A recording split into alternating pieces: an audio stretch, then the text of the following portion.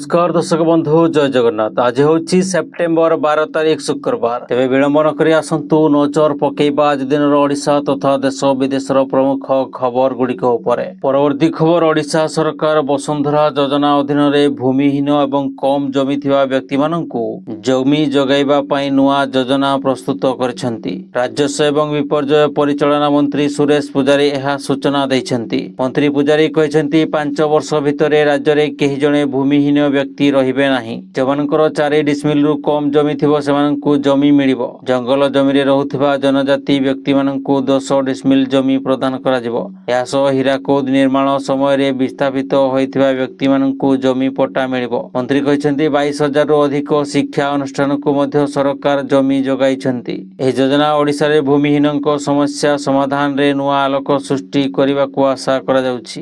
दर्शक बंधु channel T को जदि एबे जाय सब्सक्राइब करना तेबे सब्सक्राइब करी पाखर थिबा ऑल बेल नोटिफिकेशन आइकन टी को दबाई दियंतु, जहा फल रे प्रत्येक दिन सर्वप्रथमे आपण ताजा खबर गुडी को जानि परिबे। एवं वीडियो टी आपण केउ जिल्ला रो देखुछंती कमेंट माध्यम रे जणांतु। परवर्ती खबर एणिकी अंगनवाड़ी कर्मी को मिलिबो बड़ दायित्व। राज्य सरकार एने घोषणा मध्य करि सारिछंती। ओडिसा रे ईट राइट स्टे ब्राइट अभियान रो आरंभ होई सारिछि। एने राज्य सरकार लोकमाननको स्वास्थ्यकर खाद्य अभ्यास नै परामर्श देबे। एथिपई प्रस्तुति मध्य आरंभ होई सारिछि। उपमुख्यमंत्री प्रभाती परिडा कहिसंती 74,000 अंगनवाड़ी केंद्र द्वारा महिलांको एवं साधारण लोकंको स्वास्थ्यकर खाद्य अभ्यासर टिप्स दिया जिवो। तेल भाजीठारू दूर रही निजर खाद्य अभ्यासर व्यायाम एवं योग को जोड़िबा। समस्ते फिट रहिबाकू स्वदेशी खाद्य ग्रहण करिबा। शस हेले कोल्ड ड्रिंक्स नुहे बरं पानी पीबा। महिला एवं शिशु कल्याण विभाग सह यूनिसेफ रो मिलित आनुकूल्य रे एहार आयोजन करा जायछि। परवर्ती खबर बीडीओ आर्थिक क्षमता बढ़ाई सरकार। 2027 पंचायत निर्वाचन को आखि आगरे रखी सरकार एही निष्पत्ति नैथिबा चर्चा आरंभ होइछि। याकु नै शासक विरोधी मुहामुही होइछंती। प्रति ब्लॉक रे बीडीओ को आर्थिक क्षमता को बढ़ाई राज्य सरकार। एने कैबिनेट महर परे राजनीतिक महल रे बड़ चर्चा आरंभ होइछि। बीडीओ विकास योजना पई 20 लाख जाय प्रशासनिक अनुमोदन करि परिबे। 10 लाख जाय बिल पास पई अध्यक्षक स्वाक्षर दरकार नाही। कनिष्ठ सहकारी जंत्री 5 लाख टंका जाए वैषयिक मंजूरी देवे। सहकारी निर्वाही जंत्री को 5 लाख रु 20 लाख टंका जाए आर्थिक क्षमता। पंचायत समिति अध्यक्ष 20 रु 50 लाख टंका प्रशासनिक अनुमोदन करि परिबे। सरकार जुक्ति हेला विकास मूलक योजना गुड़िकर सुगम करने को एभली निष्पत्ति निया जायछि। पंचायत स्तर रे बीजेडी को काउंटर रणनीति रास्ता को ओह्लाइबो मुख्य विरोधी दल। सरकार एही निष्पत्ति परे तातिछि बीजेडी। आंदोलन पई चेतावनी देछि। बीजेडी को कटाक्ष करिसेंती नगर उन्नयन मंत्री। बीडीओ को अधिक क्षमता दे पंचायत निर्वाचन पई बीजेपी निजर पथ परिष्कार करुछि बोली चर्चा आरंभ होइछि। परवर्ती खबर स्टाफ सिलेक्शन कमिशन एसएससी एहार परीक्षा रे जालियाती एवं ठकेई बंद करिया पई प्रस्तुति आरंभ कर दैछि। कमिशन एक नूतन एडवाइजरी जारी करिछि जेउथरे स्पष्ट भावे चेतावनी दिया जाइछि जे जदि कोनोसी प्रार्थी परीक्षा रे चिटिंग करुथबा धरा पड़े तेबे तांकू छड़ा जीवो नाही। एही नियम गुड़िक एते कठोर जे एबे केवल परीक्षा हॉल रु बाहर करा जीवो नाही बरं दीर्घ समय पई कोनोसी एसएससी परीक्षा रे जोग देबारु निषिद्ध करा जाई पारिबो। आजकल किछि लोक प्रजुक्तिर अपव्यवहार करुछंती एवं रिमोट साहाय्य रे अन्य मानक कंप्यूटर को नियंत्रण करबा को चेष्टा करुछंती। एसएससी कहिछि जे सेमाने एबे एपरि उन्नत सॉफ्टवेयर संस्थापन करिसेंती जहा परीक्षा केंद्र बाहर अन्य केही कंप्यूटर को नियंत्रण करुछंती कि नाही ता तुरंत चिन्हट करिवो। परवर्ती खबर संपूर्ण होइछि रत्न भंडार मरामती काम आरंभ हेबो गणति मळंती प्रक्रिया। ए मास चेष्टा करा जाउछि अक्टोबर मध्यरे शेष हेबो गणति मळंती ओ हुंडी शिफ्टिंग। धाडी दर्शन पूर्वरु हुंडी शिफ्टिंग पई एक रेजुलेशन आसीबो। परे मुख्यमंत्री को अनुमोदन लागिबो एवं तुरंत हुंडी शिफ्टिंग होई धाडी दर्शन आरंभ हेबो। सेपटे 4 घंटा धरी होइछि श्रीमंदिर ଶ୍ରୀମନ୍ଦିର ସମୀକ୍ଷା ବୈଠକ। ଶ୍ରୀମନ୍ଦିର ପରିକ୍ରମା ସमेତ ଏହି ବୈଠକରେ ବିଭିନ୍ନ ଯୋଜନାର ଏକ ସବିଶେଷ ସମୀକ୍ଷା ହୋଇଛି। ପ୍ରକଳ୍ପ ଗୁଡ଼ିକର ସ୍ଥିତି କେମିତି ରହିଛି ସେ ସମ୍ପର୍କରେ ହୋଇଛି ଆଲୋଚନା। ବିଭିନ୍ନ ପ୍ରକଳ୍ପର ବାକି ଥିବା କାମ ସରିବାକୁ ଦିଆଯାଇଛି ସମୟସୀମା। ତେବେ ସରକାର ଯୋଜନା କରିଥିବା ପୁରୀ ବିଭିନ୍ନ ପ୍ରକଳ୍ପର ସମୀକ୍ଷା କରାଯାଇଛି। ପରବର୍ତ୍ତୀ ଖବର, ଭିଜିଲାନ୍ସର ଖଣ୍ଡା ବୁଲୁଛି, ତେଣୁ ସଜାଗ ହୋଇଯାନ୍ତୁ ବାବୁ। ମୁଖ୍ୟମନ୍ତ୍ରୀଙ୍କ ଏଭଳି ଚେତାବନୀ ପରେ ଏବେ ମୁଖ୍ୟ ଶାସନ ସଚିବ ଦୁର୍ନୀତିଖୋରଙ୍କୁ ସାବାଡ କରିବାକୁ କଡ଼ା ଆଭିମୁଖ୍ୟ ଦେଖାଇଛନ୍ତି। ଭିଜିଲାନ୍ସ ଦୁର୍ନୀତିଖୋରଙ୍କୁ ଧରିବା ପୂର୍ବରୁ ବାବୁମାନେ ଦୁର୍ନୀତିଖୋରଙ୍କୁ ଚିହ୍ନଟ କରନ୍ତୁ ବୋଲି ନିର୍ଦ୍ଦେଶ ଦେଇଛନ୍ତି। ନୀତି ଦୁର୍ନୀତିଖୋର ବାବୁଙ୍କ ଘରେ ହେଉଛି ଭିଜିଲାନ୍ସ ଚଢ଼ାଉ, ହେଲେ ଧରା ପଡ଼ିବା ବେଳକୁ ସମୟ ଗଡ଼ି ଯାଉଛି। ତେଣୁ ଦୁର୍ନୀତିର ମୂଳୋତ୍ପାଟନ ପାଇଁ ବଡ଼ ନିଷ୍ପତ୍ତି ନେଇଛନ୍ତି ମୁଖ୍ୟ ଶାସନ ସଚିବ।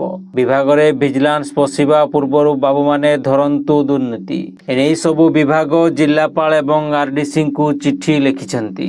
ଏହାସହ ଦୁର୍ନୀତିଖୋରଙ୍କ ଉପରେ କଡ଼ା ନଜର ରଖିବାକୁ ନିର୍ଦ୍ଦେଶ ଦେଇଛନ୍ତି। ଦୁର୍ନୀତି ରୋକିବାକୁ ମୁଖ୍ୟ ଶାସନ ସଚିବ ନୂଆ ଫର୍ମୁଲା ଆପଣାଇବାକୁ ନିର୍ଦ୍ଦେଶ ଦେଇଛନ୍ତି। ସରକାରୀ ଅଫିସରେ କିଣାବିକା ଏବଂ ଚୁକ୍ତି ପରିଚାଳନା କ୍ଷେତ୍ରରେ ଇ-କ୍ରୟ, ଇ-ଟ୍ରେଡିଂର ବ୍ୟବସ୍ଥା, ଅନଲାଇନ ବଦଳି ନୀତିର କାର୍ଯ୍ୟକାରିତାକୁ ଗୁରୁତ୍ୱ, ସମ୍ବେଦନଶୀଳ ପଦବୀରେ ଦାୟିତ୍ୱରେ ଥିବା ଅଧିକାରୀଙ୍କ ନିୟମିତ ବଦଳି, ବିଭାଗୱାରୀ ଇଣ୍ଟରନାଲ ଭିଜିଲାନ୍ସ କମିଟି ଗଠନକୁ ଗୁରୁତ୍ୱ। ଏହାଦ୍ୱାରା ଦୁର୍ନୀତିରେ କିଛି ମାତ୍ରାରେ ବ୍ରେକ୍ ଲାଗିପାରିବ। ପରବର୍ତ୍ତୀ ଖବର, ବିହାରର ସ୍ନାତକ ଝିଅମାନଙ୍କୁ ଏକକାଳୀନ 50,000 ଟଙ୍କା ଦିଆଯାଉଛି। ବିହାର ସରକାର ଏଥିପାଇଁ ପ୍ରକ୍ରିୟା ଆରମ୍ଭ କରିଛନ୍ତି। ସାମଗ୍ରିକ ଭାବରେ ଏହା ବିହାରର ଝିଅମାନଙ୍କ ପାଇଁ ଏକ ଖୁସି ଖବର। ତଥାପି ସମସ୍ତ ସ୍ନାତକ ଝିଅମାନଙ୍କୁ 50,000 ଟଙ୍କା ଦିଆଯିବ ନାହିଁ। ଏଥିପାଇଁ କିଛି ସର୍ତ୍ତ ରଖାଯାଇଛି। ଏହି ଯୋଜନାରେ 50,000 ଟଙ୍କା ପାଇବା ପାଇଁ ବିହାର ସରକାର ଆବେଦନ ଆମନ୍ତ୍ରଣ କରିଛନ୍ତି। ବିହାର ସରକାର ସ୍ନାତକ ଛାତ୍ରୀମାନଙ୍କୁ ଦେଉଥିବା 50,000 ଟଙ୍କା ପାଇଁ ଛାତ୍ରୀମାନଙ୍କୁ 50,000 ଟଙ୍କା ଏକକାଳୀନ ପ୍ରଦାନ କରିବା ପାଇଁ ଆବେଦନ ଆମନ୍ତ୍ରଣ କରିଛନ୍ତି। ପୂର୍ବରୁ ଆବେଦନ କରିବାର ଶେଷ ତାରିଖ ସେପ୍ଟେମ୍ବର 5 ଥିଲା। ଆବେଦନ କରିବାର ଶେଷ ତାରିଖ ସମାପ୍ତ ହେବା ପରେ ବିହାର ସରକାରଙ୍କ ଉଚ୍ଚ ଶିକ୍ଷା ବିଭାଗ ଏହାକୁ ବୃଦ୍ଧି କରିଛି। ଏବେ ବିହାରର ସ୍ନାତକ ଛାତ୍ରୀମାନେ ସେପ୍ଟେମ୍ବର 14 ପର୍ଯ୍ୟନ୍ତ 50,000 ଟଙ୍କାର ପ୍ରୋତ୍ସାହନ ଭତ୍ତା ପାଇଁ ଆବେଦନ କରିପାରିବେ। ସରକାରୀ ୱେବସାଇଟ medha.fot.bihar.gov.in ପରିଦର୍ଶନ କରି ଆବେଦନ କରିପାରିବେ। ପରବର୍ତ୍ତୀ ଖବର, ବିସିସିଆଇ ମୁଖ୍ୟ ରଜର ବିନି 70 ବର୍ଷ ବୟସ ପରେ ତାଙ୍କ ପଦରୁ ଇସ୍ତଫା ଦେଇଛନ୍ତି। ବିସିସିଆଇ ସମ୍ବିଧାନ କୌଣସି ଅଧିକାରୀଙ୍କୁ 70 ବର୍ଷ ବୟସରୁ ଅଧିକ ବୟସ ପାଇଁ କୌଣସି ପଦବୀରେ ରହିବାକୁ ଅନୁମତି ଦିଏ ନାହିଁ। ବିନି ଇସ୍ତଫା ଦେବା ପରଠାରୁ କିମ୍ବଦନ୍ତୀ ବ୍ୟାଟ୍ସମ୍ୟାନ ସଚିନ ତେନ୍ଦୁଲକର ନୂତନ ବିସିସିଆଇ ମୁଖ୍ୟ ହେବା ନେଇ କଳ୍ପନା ଜଳ୍ପନା ଚାଲିଛି। କିନ୍ତୁ ଏବେ ତାଙ୍କ ଟିମ୍ ଏକ ବିବୃତ୍ତି ଜାରି କରି ଏହି ଗୁଜବକୁ ଖଣ୍ଡନ କରିଛି। ପରବର୍ତ୍ତୀ ଖବର, ମୁଖ୍ୟମନ୍ତ୍ରୀ ମୋହନ ଚରଣ ମାଝୀ ବହୁ ଆକାଂକ୍ଷିତ ମହାନଦୀ ନଦୀତଟ ବିକାଶ ମହାନଦୀ ରିଭର ଫ୍ରଣ୍ଟ ଡେଭଲପମେଣ୍ଟ ଯୋଜନାକୁ ମଞ୍ଜୁରୀ ଦେଇଛନ୍ତି। 2025-26ରୁ 2027-28 ମଧ୍ୟରେ ଏହି ଯୋଜନା କାର୍ଯ୍ୟକାରୀ ହେବ ଏବଂ 3 ବର୍ଷରେ 240 କୋଟି ଟଙ୍କା ଖର୍ଚ୍ଚ ହେବ। ଜଳସମ୍ପଦ ବିକାଶ ବିଭାଗ ରାଜ୍ୟ ସରକାରଙ୍କ ନିଜସ୍ୱ ପାଣ୍ଠିରୁ ଏହି ଖର୍ଚ୍ଚ ବ୍ୟବହାର କରିବ। ଯୋଜନା ମଞ୍ଜୁରୀ ଦେଇ ମୁଖ୍ୟମନ୍ତ୍ରୀ କହିଛନ୍ତି, ମହାନଦୀ ଓଡ଼ିଶାର ଜୀବନରେଖା। ଏହାର ଗୁରୁତ୍ୱପୂର୍ଣ୍ଣ ସ୍ଥାନ ଗୁଡ଼ିକୁ ପରିବେଶ, ସାଂସ୍କୃତିକ ଏବଂ ଆଧ୍ୟାତ୍ମିକ ପର୍ଯ୍ୟଟନ କେନ୍ଦ୍ରରେ ପରିଣତ କରାଯିବ। ଏହା ରାଜ୍ୟର ଅର୍ଥନୈତିକ ଅଭିବୃଦ୍ଧିରେ ବଡ଼ ଯୋଗଦାନ ଦେବ। ଯୋଜନାର ପ୍ରମୁଖ ଉଦ୍ଦେଶ୍ୟ ହେଉଛି ନଦୀ କୂଳରେ ସାମାଜିକ ସାଂସ୍କୃତିକ ସୁବିଧା ଯୋଗାଇବା, ଘରୋଇ ସହଭାଗିତାରେ ଜଳ କ୍ରୀଡ଼ା, ମନୋରଞ୍ଜନ ପାର୍କ, ବିଜ୍ଞାନ ପାର୍କ, ହର୍ବାଲ ଉଦ୍ୟାନ ଆଦିର ମୌଳିକ ଭିତ୍ତିଭୂମି ନିର୍ମାଣ, ନଦୀ ତଟ କ୍ଷୟ ନିୟନ୍ତ୍ରଣ, ନଦୀ ଜଳ ସଫା, ଜଳ ସଂରକ୍ଷଣ ଏବଂ ପାରିପାର୍ଶ୍ୱିକ କ୍ଷେତ୍ରର ସ୍ଥାୟୀ ବିକାଶ। ପରବର୍ତ୍ତୀ ଖବର, ଗରିବ ହଟିଲେ ଆସିବ ବିକାଶ, ଦାରିଦ୍ର୍ୟ କମିଲେ ଆଗେଇବ ଉନ୍ନତି। ହେଲେ କେମିତି? ଏଥିପାଇଁ ଅଛି କି କୌଣସି ସର୍ଟକଟ୍? ନିକଟରେ ଆନ୍ଧ୍ରପ୍ରଦେଶର ନାଇଡୁ ସରକାର ରାଜ୍ୟରୁ ଗରିବ ହଟାଇବାକୁ P4 ଫର୍ମୁଲା ଆପଣାଇଥିବା ବେଳେ ଓଡ଼ିଶା ସରକାର ବି ଏହାକୁ ଅନୁସରଣ କରିବା ଉଚିତ ବୋଲି ଉଠିଛି ପ୍ରଶ୍ନ। P4 ହେଉଛି 2036 ସୁଦ୍ଧା ବିକଶିତ ଓଡ଼ିଶା ଗଠନ ପାଇଁ ରାଜ୍ୟ ସରକାର ଲକ୍ଷ୍ୟ ରଖିଥିବା ବେଳେ ଦାରିଦ୍ର୍ୟ ଦୂରୀକରଣ ଏ ଦିଗରେ ଏକ ବଡ଼ ଆହ୍ୱାନ। ତେବେ ପଡ଼ୋଶୀ ରାଜ୍ୟ ଆନ୍ଧ୍ରପ୍ରଦେଶକୁ ଗରିବ ମୁକ୍ତ କରିବା ଲକ୍ଷ୍ୟରେ ମୁଖ୍ୟମନ୍ତ୍ରୀ ଚନ୍ଦ୍ରବାବୁ ନାଇଡୁ ଲାଗୁ କରିଛନ୍ତି ଅଭିନବ zero poverty P4 programme. Public private people partnership, ଯାହାର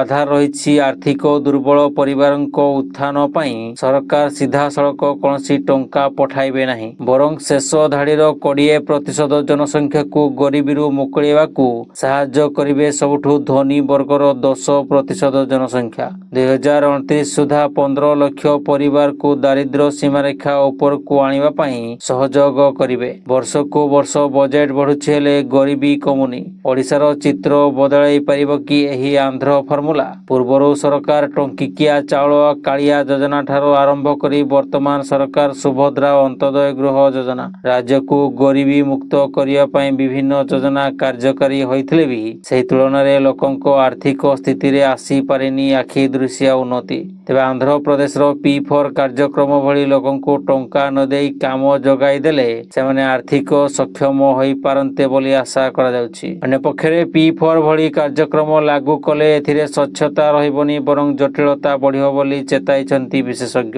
ପରବର୍ତ୍ତୀ ଖବର, ନେପାଳର ସାମ୍ପ୍ରତିକ ପରିସ୍ଥିତିକୁ ଦୃଷ୍ଟିରେ ରଖି 23 ଜଣ ଓଡ଼ିଆ ଯାତ୍ରୀଙ୍କୁ ନେପାଳରୁ ଉଦ୍ଧାର କରି ଭାରତକୁ ଫେରାଇ ଅଣାଯାଇଛି। ସେମାନେ ନେପାଳ ଭ୍ରମଣରେ ଯାଇଥିଲେ ଏବଂ ସେଠାରେ ହିଂସାକାଣ୍ଡ ହେବା ପରେ ଫସି ରହିଥିଲେ। ଉକ୍ତ ଘଟଣାଟି ସାମ୍ନାକୁ ଆସିବା ପରେ ଓଡ଼ିଶା ସରକାରଙ୍କ ଓଡ଼ିଶା ଭାଷା ସାହିତ୍ୟ ଓ ସଂସ୍କୃତି ବିଭାଗ ଅଧୀନସ୍ଥ ଓଡ଼ିଶା ପରିବାର ନିର୍ଦ୍ଦେଶାଳୟ, ଓଡ଼ିଶା ସରକାରଙ୍କ ନୂଆଦିଲ୍ଲୀ ସ୍ଥିତ ମୁଖ୍ୟ ଆବାସିକ ଆୟୁକ୍ତ କାର୍ଯ୍ୟାଳୟ, ଭାରତ ସରକାରଙ୍କ ବୈଦେଶିକ ମନ୍ତ୍ରଣାଳୟ, ନେପାଳ କାଠମାଣ୍ଡୁ ସ୍ଥିତ ଭାରତର ଦୂତାବାସ କାର୍ଯ୍ୟାଳୟ, ରୋମାନିଆ ପାଇଁ ରହିଥିବା ଭାରତର ରାଷ୍ଟ୍ରଦୂତ ଡକ୍ଟର ମନୋଜ କୁମାର ମହାପାତ୍ରଙ୍କୁ ଯୋଗାଯୋଗ କରିଥିଲା। ସମସ୍ତଙ୍କ ମିଳିତ ସହଯୋଗରେ ନେପାଳରେ ଫସି ରହିଥିବା 23 ଜଣ ଓଡ଼ିଆ ଯାତ୍ରୀମାନଙ୍କୁ ନେପାଳରୁ ଭାରତକୁ ଫେରାଇ ଅଣାଯାଇଛି। ନେପାଳରେ ଫସିଥିବା ବହୁ ଭାରତୀୟ ବି ଦେଶକୁ ଫେରିବାକୁ ଚେଷ୍ଟା କରୁଛନ୍ତି। କିଏ ବୁଲିବାକୁ ଯାଇଥିଲା ତ କିଏ ସେଠାରେ କାମ କରୁଛନ୍ତି, ଆଉ କିଏ ବେପାର କରିବାକୁ ପ୍ରାୟତଃ ନେପାଳ ଯାଆନ୍ତି। ଏବେ ସ୍ଥିତି ବିଗିଡ଼ିବାରୁ ଫେରିବାକୁ ସେମାନେ ସମସ୍ୟାର ସମ୍ମୁଖୀନ ହେଉଛନ୍ତି। ଗତକାଲିଠୁ କାଠମାଣ୍ଡୁ ଏୟାରପୋର୍ଟ ଖୋଲିଛି। ବିମାନ ଚଳାଚଳ ପୂରାପୂରି ସ୍ୱାଭାବିକ ହୋଇନାହିଁ। ତଥାପି ବିମାନ ଜରିଆରେ ଦେଶକୁ ଫେରିବାକୁ ଲୋକେ ଅପେକ୍ଷା କରିଛନ୍ତି।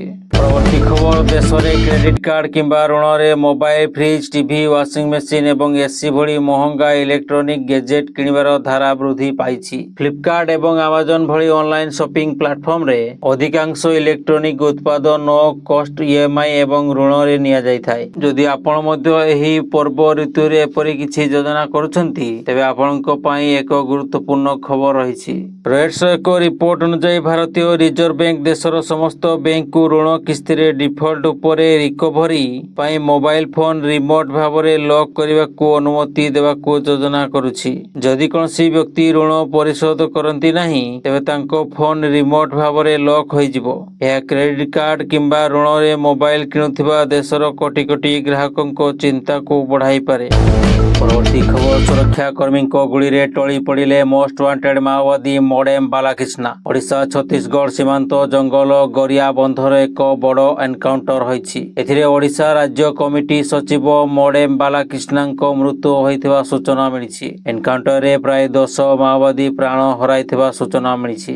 ବାଲକ୍ରିଷ୍ଣା ମନୋଜ ଭାସ୍କର ବାଲେନ୍ନା ରାମଚନ୍ଦ୍ର ଆଦି ନାଁରେ ପରିଚିତ ଥିଲା। ହାଇଦ୍ରାବାଦ ନିବାସୀ ମୋଡେମ ବାଲାକ୍ରିଷ୍ଣା ପ୍ରାୟ 3 ଦଶକ ଧରି ମାଓ ସଂଗଠନ ସହ ଜଡ଼ିତ ଥିଲା। କେନ୍ଦ୍ରୀୟ କମିଟି ଏବଂ ସେଣ୍ଟ୍ରାଲ ରିଜନାଲ ବ୍ୟୁରୋର ସଦସ୍ୟ ଥିଲା। ଓଡ଼ିଶା ରାଜ୍ୟ କମିଟିର ମୁଖ୍ୟ ବି ଥିଲା। ଓଡ଼ିଶା ଛତିଶଗଡ଼ ସୀମାରେ ସେ ସକ୍ରିୟ ଥିଲା। ତାଙ୍କ ନାଁରେ କୋଟିଏ ଟଙ୍କାର ଉର୍ଦ୍ଧ୍ୱ ପୁରସ୍କାର ରାଶି ଥିଲା। ପରବର୍ତ୍ତୀ ଖବର, ନେପାଳରେ ସରକାର ବିରୋଧୀ ପ୍ରତିବାଦ ମଧ୍ୟରେ 77 ଜିଲ୍ଲାର ଜେଲରୁ 13,000 କଏଦୀ ପଳାୟନ କରିଛନ୍ତି। ସମଗ୍ର ଦେଶରେ ପରିସ୍ଥିତି ନିୟନ୍ତ୍ରଣ ବାହାରେ ରହିଛି। ନେପାଳରେ 77 ଜିଲ୍ଲା ଅଛି। ପ୍ରତ୍ୟେକ ଜିଲ୍ଲାରେ ଗୋଟିଏ ଜିଲ୍ଲା ଜେଲ ରହିଛି, କିନ୍ତୁ କିଛି ଜିଲ୍ଲାରେ ଅତିରିକ୍ତ ଜେଲ ମଧ୍ୟ ଅଛି। ଏଠାକାର ସବୁଠାରୁ ବଡ଼ କେନ୍ଦ୍ରୀୟ ଜେଲ ହେଉଛି ସୁନ୍ଦରା କେନ୍ଦ୍ରୀୟ ଜେଲ। ଏହା କାଠମାଣ୍ଡୁରେ ଅବସ୍ଥିତ।